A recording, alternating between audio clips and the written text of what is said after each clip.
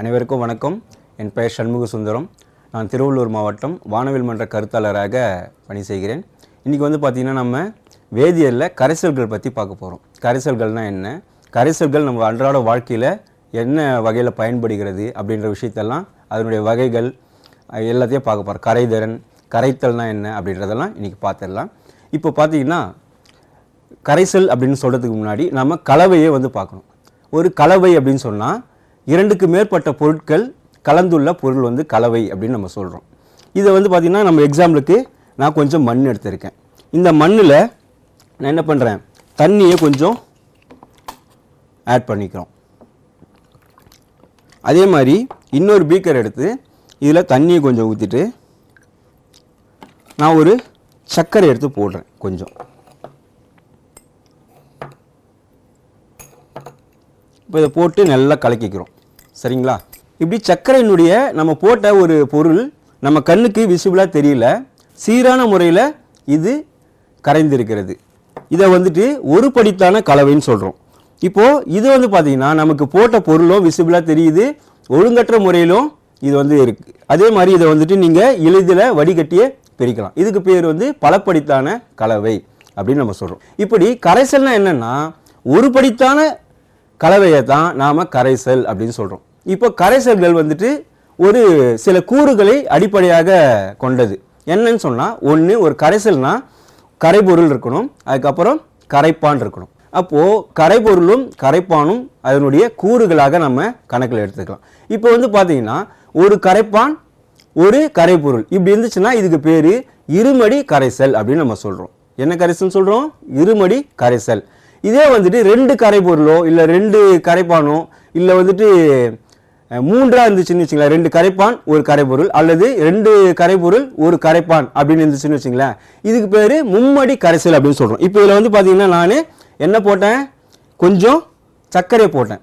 இப்போ சர்க்கரை தண்ணி, சர்க்கரைன்றது ஒரு கரைபொருள், தண்ணின்றது கரைப்பான். அப்போ இந்த ரெண்டு கூறுகள் இருக்கிறதுனால இது இருமடி கரைசல். இதுலேயே நான் கொஞ்சம் உப்பை ஆட் பண்ணுறேன். என்ன ஆட் பண்ணுறேன்? உப்பை ஆட் பண்ணுறேன். இப்போது இந்த உப்பை நான் இது நல்லா கலக்கிட்டோன்னு இதில் என்னென்ன இருக்குது? உப்பு இருக்குது, சர்க்கரை இருக்குது, நீர் இருக்குது. அப்போ மூன்று கூறுகள் இருக்கா? மூன்று கூறுகள் இருக்கிறதுனால இது மும்மடி கரைசல் அப்படின்னு சொல்லிட்டு அழைக்கப்படுது. இப்போ இந்த கரைசலில் முக்கியமாக நீங்கள் ஒரு விஷயத்தை கவனிக்கணும். என்னென்னா கரைபொருள் கரைப்பான் அப்படின்னு நான் சொன்னேன் இல்லைங்களா, இதில் கரைப்பானுடைய அளவு பார்த்திங்கன்னா அதிகமாக இருக்கும், கரைபொருளுடைய அளவு குறைவாக இருக்கும். எது அதிகமாக இருக்கோ அதுதான் கரைப்பான், எந்த பொருள் குறைவாக இருக்கோ அது கரைபொருள். நாம் இதனுடைய வகைகளை பார்த்துட்டு வரோம். இந்த வகையில் முதல்ல திண்ம கரைசலை பார்க்கலாம். திண்ம கரைசல் எத்தனை இருக்குன்னு சொல்லியிருக்கோம்? 2. திண்ம கரைசல் திண்மம் கரைசலாக மாறுது. எக்ஸாம்பிள் பார்த்தீங்கன்னா தங்கத்தையும் செம்பையும் நம்ம கலக்கிறோம். தங்கம் பார்த்தீங்கன்னா ஒரு திண்மம். அதே மாதிரி காப்பர் அப்படின்னு சொல்லக்கூடிய செம்பு ஒரு திண்மம். இந்த திண்மம் பார்த்தீங்கன்னா ரெண்டுத்தையும் உருக்கி நாம் நகைகளாக செய்கிறோம். இப்போ நம்ம திண்மத்தினுடைய கரைசலில் அடுத்த வகையை பார்க்குறோம். அது பார்த்தீங்கன்னா திரவம் திண்மம் கரைசல். திரவம் அப்படின்னு பார்த்தீங்கன்னா திரவ நிலையில் இருக்கிற ஒரு திண்மம் எது? பாதரசம். அதே மாதிரி திண்ம நிலையில் இருக்கிற சோடியம். இந்த ரெண்டுமே பார்த்தீங்கன்னா திரவ நிலையில் இருக்கிற பாதரசமும் சோடியமும் கலந்த ரசக்கலவைக்கு ஒரு எடுத்துக்காட்டாக இருக்குது.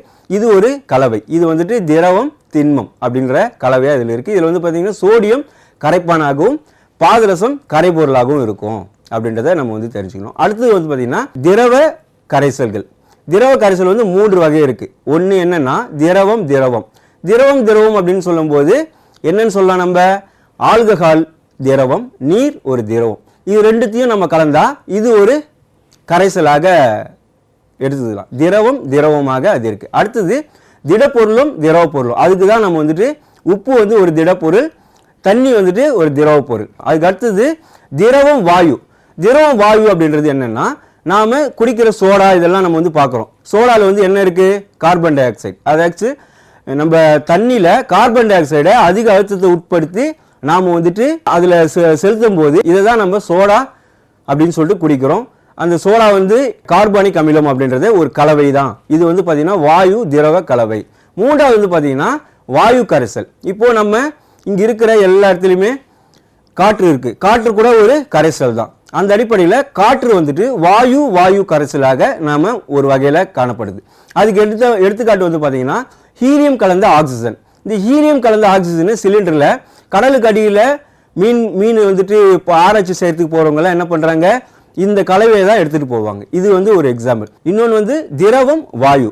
இப்போ இதில் பார்த்தீங்கன்னா திரவம் அப்படின்றது தண்ணியாகவும் வாயுன்றது காற்றாகவும் இருக்கிற நீராவியை பார்த்தீங்கன்னா அதில் தண்ணி இருக்கும், தண்ணியினுடைய பண்பு இருக்கும், அது திரவமாகவும் கரைப்பொருளாகவும், காற்று கரைப்பானாகவும் இருக்கும். இதுதான் திரவம் வாயு அப்படின்னு சொல்லிட்டு நம்ம இந்த வகைப்படுத்துகிறோம். அதுக்கு அடுத்து பார்த்தீங்கன்னா கரைப்பானை அடிப்படையாக கொண்டு நாம் 2 வகையில் இதை பிரிக்கிறோம். ஒன்று நம்மளை முன்னாடியே சொன்ன மாதிரி நீர் கரைசல், நீரற்ற கரைசல். இப்போ நீர் கரைசல் அப்படின்னு சொல்லும்போது நீர் ஒரு சர்வ கரைப்பான் அப்படின்னு சொல்கிறாங்க. அதாவது யூனிவர்சல் சால்வெண்ட் அப்படின்னா என்னன்னா, நமக்கு நீர் பெரும்பகுதியான பொருட்களை கரைக்குது. அந்த மாதிரி நீர் எந்தெந்த கரைசல் எல்லாம் பயன்படுகிறதோ அது எல்லாமே நீர் கரைசல்.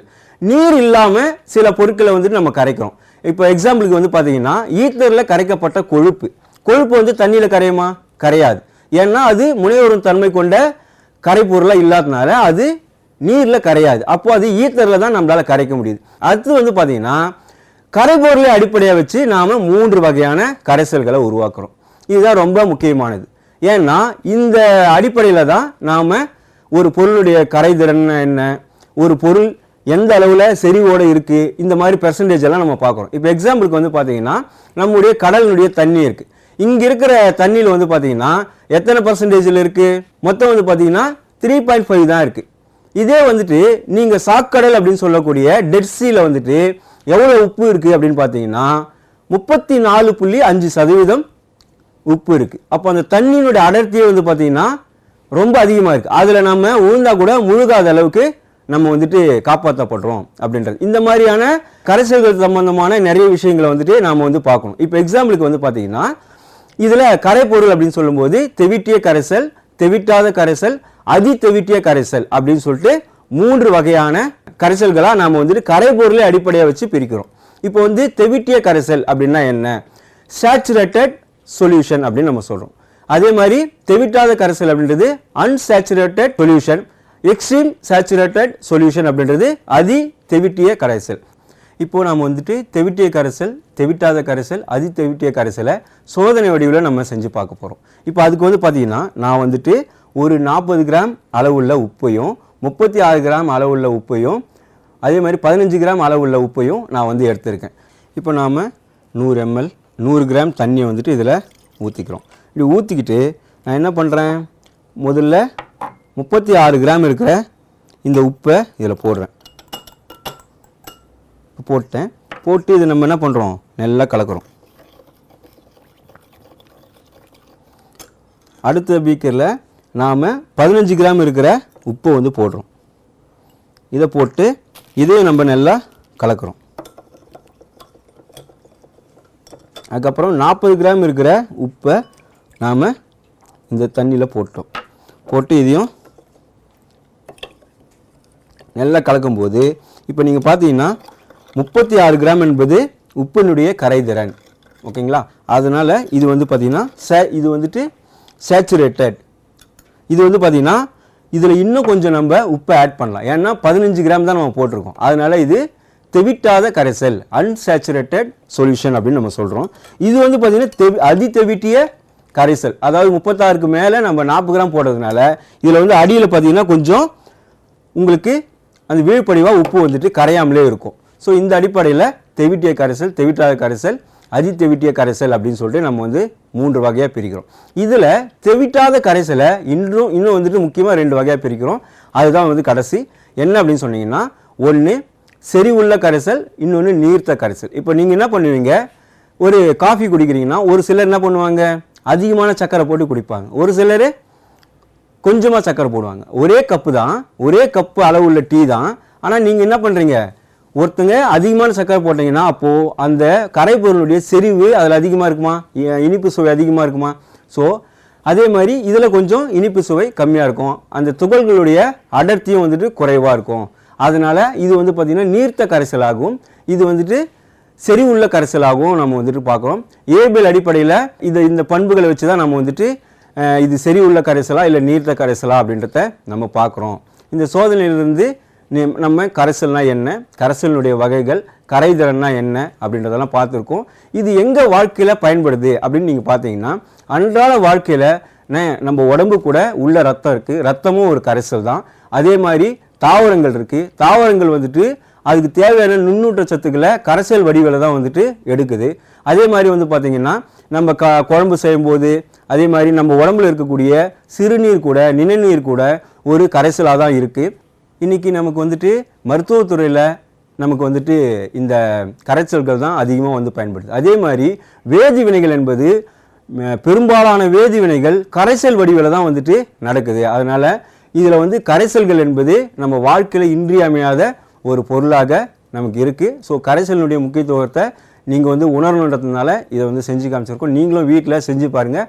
அன்றாட உங்கள் வாழ்க்கையில் என்னென்ன கரைசல்லாம் நீங்கள் பார்க்குறீங்கன்றத நாளைக்கு வந்துட்டு என்கிட்ட சொல்லுங்கள். நன்றி, வணக்கம்.